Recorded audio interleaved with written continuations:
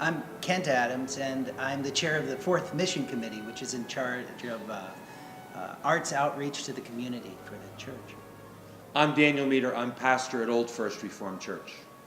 We're the first church in Brooklyn, founded in 1654. It's a historic congregation with a grand and glorious building, and we're here to invite you to participate with us in the largest restoration and renovation project in this church's history.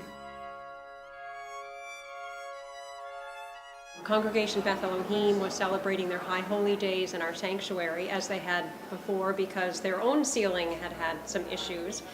And so they took refuge here and had their High Holy Days. And I was here volunteering, hosting, and about 20 minutes before the service was about to begin, I was standing over here by the door and we heard shrieks and we ran in and we saw little bits of plaster coming down from the ceiling, and fortunately nobody was hurt.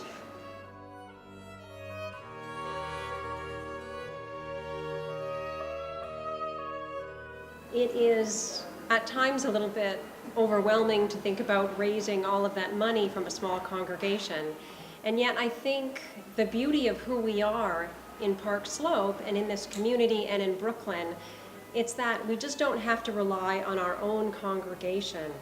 Of course, yes, we're leading the effort. We have many people who are very generous, but it's not just us, it's this whole community, and there are many, many people in this community who feel a great ownership and feel like they're stakeholders in this church.